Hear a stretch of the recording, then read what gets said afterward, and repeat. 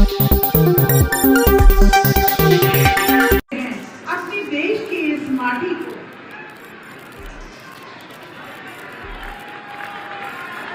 आप तालियों के साथ प्रतिभाग कर सकते हैं इस कार्यक्रम में। और अब विभिन्न कल्याणकारी योजनाओं के लाभार्थियों को माननीय मुख्यमंत्री जी के कदमों द्वारा लाभ वितरित किए जाने में इस क्रम में समाज कल्याण विभाग द्वारा संचालित योजना अनुसूचित जाति दशमोत्तर छात्रवृत्ति के अंतर्गत अनुसूचित वर्ग के लाभार्थी मनीषा रानी और श्री शिवम कुमार सागर को 57,750 धनराशि का चेक प्रदान किया जा रहा है। कृषि विभाग द्वारा संचालित promotion on agriculture mechanization for in B2 के अंतर्गत श्री फरहीन को प्रतीकात्मक ट्रैक्टर प्रदान किया जा रहा है। पीएम कुसुम योजना के अंतर्गत अनुसूचित वर्ग के श्री आनंद कुमार को सोलर पंप प्राप्त करने का प्रमाण पत्र प्रदान किया जा रहा है। नगरीय विकास अभिकरण विभाग द्वारा संचालित प्रधानमंत्री आवास योजना के अंतर्गत अनुसूचित वर्ग से श्रीमती मंजू देवी और जितेंद्र जी को उनके सपनों के घर की चाबी प्रदान की जा रही है। जोरदार तालियां पड़ती रहे तो बहुत ही सुंदर लगेगा। ओडीओपी के अंतर्गत अनुसूचित वर्ग के श्री अजीत सिंह को 10 लाख दिया जा रहा है और मुख्यमंत्री स्वरोजगार योजना के अंतर्गत अनुसूचित वर्ग के पवन कुमार जी को 10 लाख धनराशि का चेक भेंट किया जा रहा है।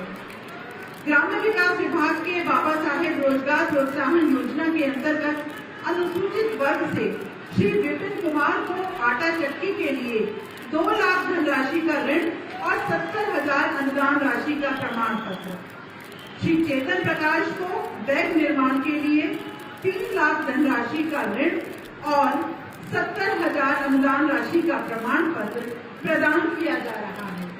सभी से स्थान ग्रहण करने का निवेदन करते हैं। सुशासन और विकास की नई मिसाल कायम करते हुए प्रदेश के नेतृत्व ने अपनी अद्भुत प्रशासनिक क्षमता से विश्व को चकित कर दिया है। सर्वे भवन्तु सुखिनः की नीति सार्थक होकर सामान्य जनजीवन को प्रकाशित कर रही है। पारदर्शिता और निष्पक्ष विकास नीतियों का चक्को जयनाथ गुंजायमान हो रहा है और इन सब का श्रेय जाता है प्रदेश के मुखिया माननीय मुख्यमंत्री उत्तर प्रदेश योगी आदित्यनाथ जी को। आपकी जोरदार तालियों के साथ सम्मान के साथ माननीय मुख्यमंत्री जी से निवेदन है हम सबका प्रणाम स्वीकार करें और अपने आशीर्वादों से भारत माता की, भारत माता की, भारत माता की। Doctor B.R. Ambedkar, doctor B.R. Ambedkar. वंदे वंदे वंदे। भारतीय जनता पार्टी पश्चिमी क्षेत्र के तत्वाधान में आयोजित आज के अनुसूचित जाति जनजाति सम्मेलन में अपना योग्य मार्गदर्शन प्रदान करने के लिए यहाँ पर पधारे भारतीय जनता पार्टी के कर्नाटक और योग्य प्रदेश अध्यक्ष माननीय चौधरी भूपेंद्र सिंह जी, केंद्रीय मंत्री जनरल VK सिंह जी, केंद्रीय मंत्री श्री कौशल किशोर जी, माननीय सांसद श्री राजेंद्र अग्रवाल जी, उत्तर प्रदेश सरकार में मेरे सहयोगी मंत्रीगण श्री असीम अरुण जी, श्रीमती गुलाब देवी जी, श्री दिनेश खटीक जी, लोकप्रिय विधायक माननीय सांसद श्रीमती कांता करदम जी, कपिल देव अग्रवाल जी, सुभाष यदुवंश जी, ब्रज बहादुर जी, डॉक्टर भोला सिंह जी, विजय आड़तिया जी, भारतीय जनता पार्टी के क्षेत्रीय अध्यक्ष श्री सत्येंद्र सिसोदिया जी, आज के इस कार्यक्रम में उपस्थित भारतीय जनता पार्टी के सभी पदाधिकारीगण, सभी माननीय जनप्रतिनिधिगण और भारी संख्या में बाबा साहब डॉक्टर भीमराव अंबेडकर जी की मिशन के लिए समर्पित पश्चिमी क्षेत्र से जुड़े हुए मेरे सभी उपस्थित भाइयों बहनों, आज शारदीय नवरात्रि का तृतीय तिथि है। इस अवसर पर आप सभी का मैं हृदय से अभिनंदन करता हूं, स्वागत करता हूं। भाइयों बहनों, भारत की व्यवस्था सदैव से सर्वे भवन्तु सुखिनः, सर्वे सन्तु निरामया, जिसको प्रधानमंत्री मोदी जी ने सबका साथ, सबके विकास के भाव के साथ जोड़ा है, इस पर आधारित रहा है। आप याद करिए, कौन सा ऐसा कालखंड था जब आज के हमारे अनुसूचित जाति में कहे जाने वाले बंधुओं ने, महापुरुषों ने समाज का मार्गदर्शन न किया हो। याद करिए, जब भगवान राम से साक्षात्कार कराना था तो महर्षि वाल्मीकि ने रामायण जैसा ग्रंथ हम सबको दिया। याद करिए, जब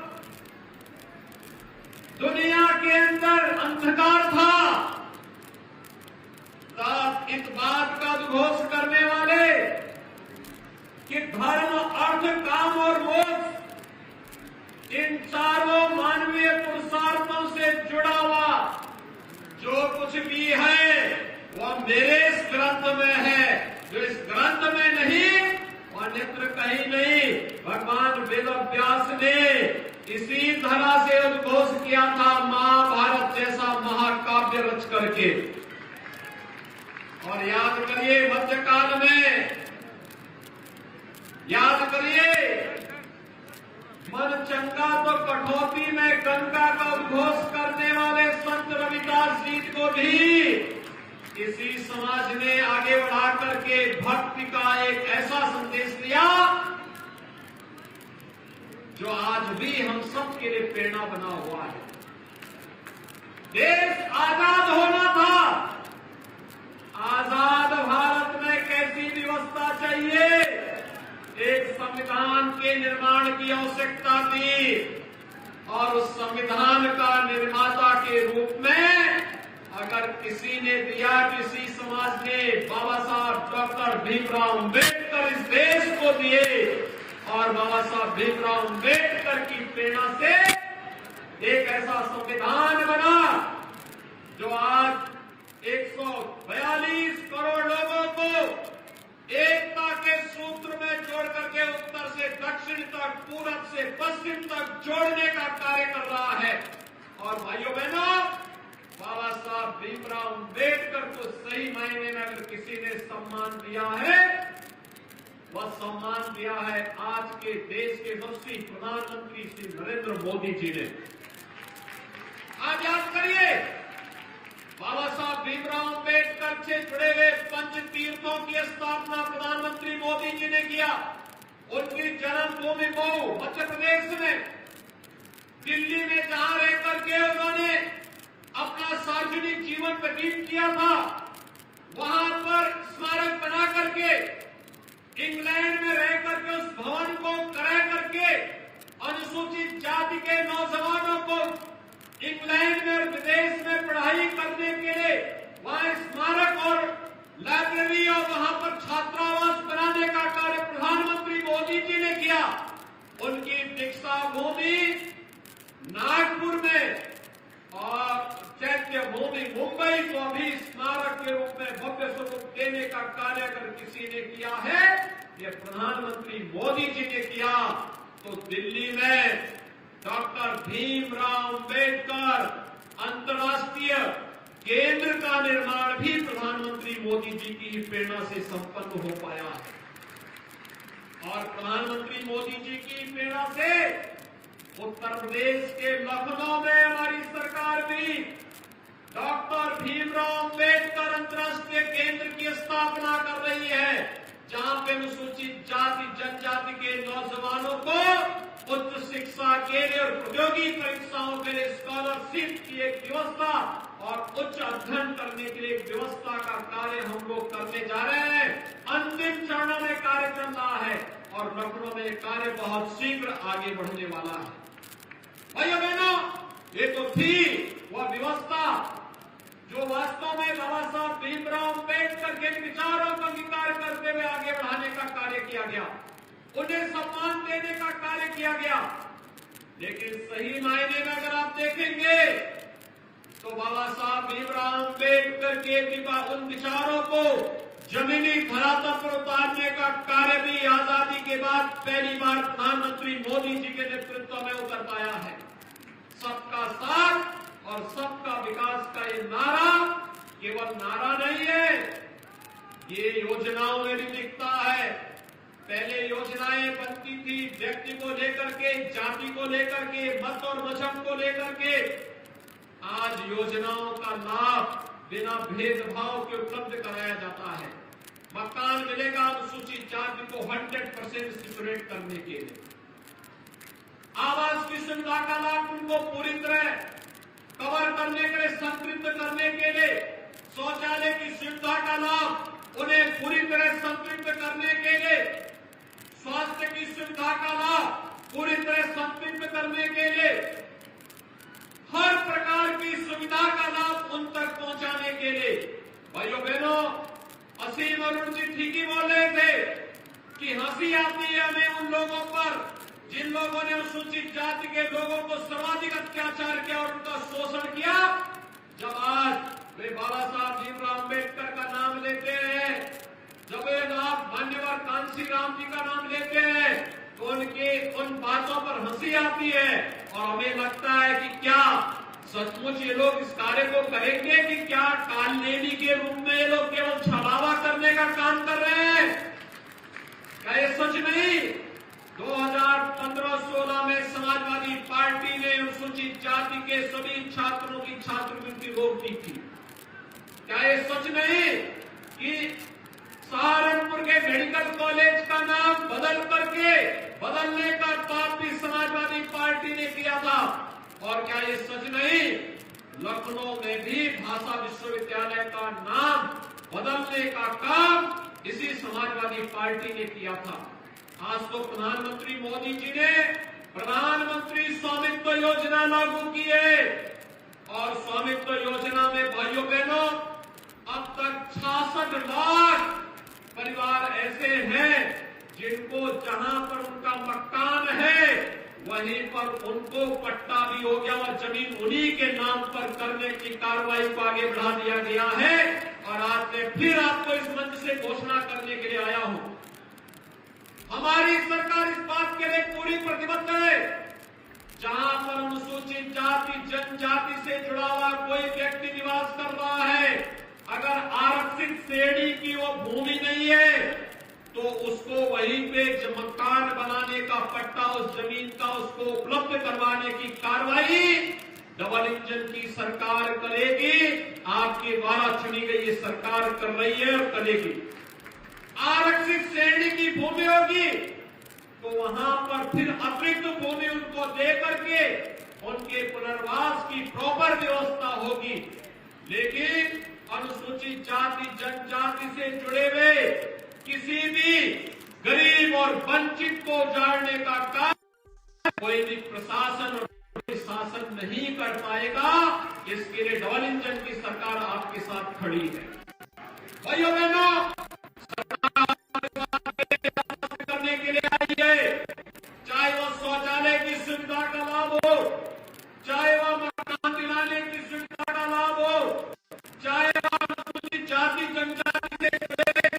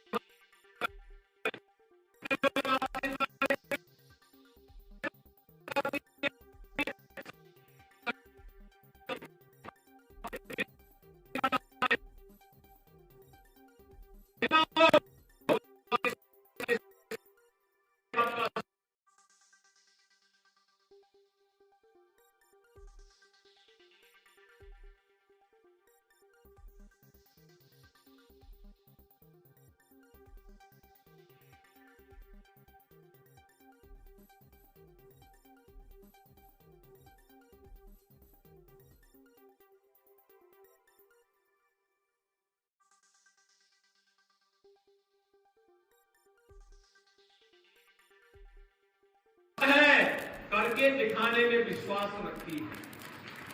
पश्चिमी उत्तर प्रदेश की स्थिति किसी से छुपी हुई नहीं थी। कानून व्यवस्था की स्थिति कितनी बदतर थी।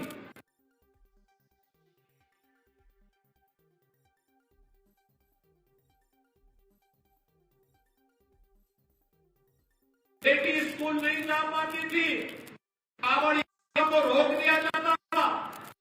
कोई पर्व और त्योहार, संत रविदास जी के जयंती का कार्यक्रम हो, वाल्मीकि जयंती का कार्यक्रम हो, कावड़ यात्रा का कार्यक्रम हो, कोई भी कार्यक्रम पश्चिमी उत्तर प्रदेश में नहीं होने दिया जाता था।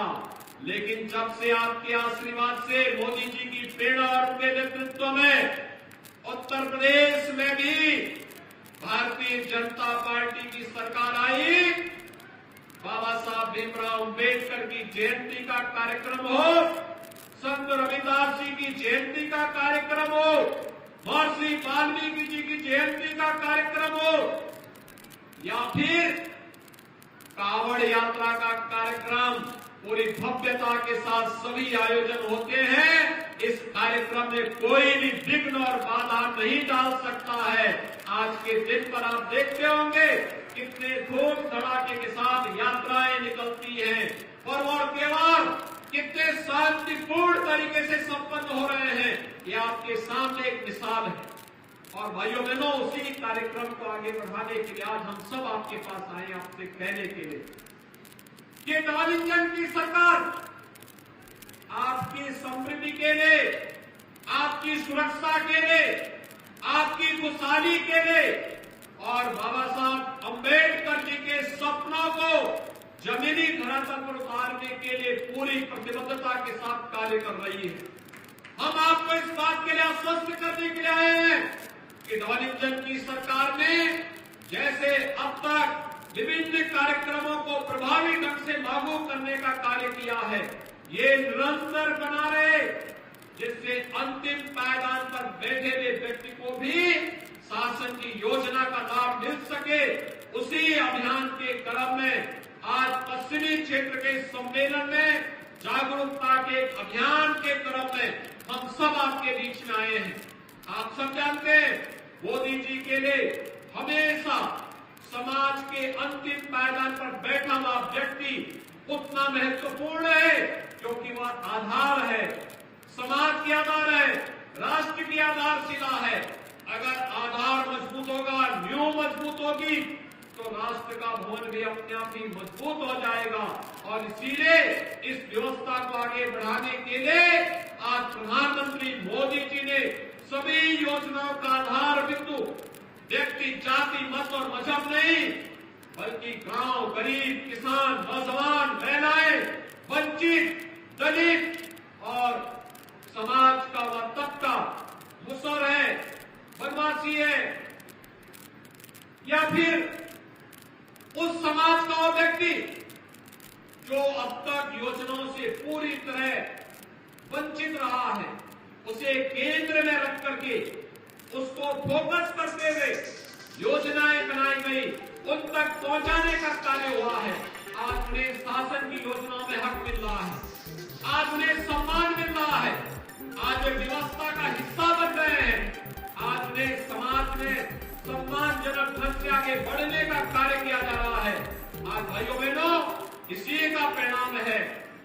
पहले आपने देखा होगा हम 26 जनवरी के आयोजन को संविधान अंगीकार करने के दिवस के रूप में तो मनाते थे, लेकिन कभी जिस दिन बाबा साहब भीमराव अम्बेडकर ने संविधान में साइन करके इसका ड्राफ्ट तैयार किया था और निर्माण का कार्य पूरा किया था, 26 नवंबर की वो तिथि कभी किसी ने स्मरण नहीं किया। प्रधानमंत्री जी ने कहा कि 26 नवंबर की तिथि भी बाबा साहब भीमराव अम्बेडकर के प्रति समर्पण का भाव के लिए होना चाहिए और संविधान दिवस के दिन 26 नवंबर की तिथि याद की जाती है।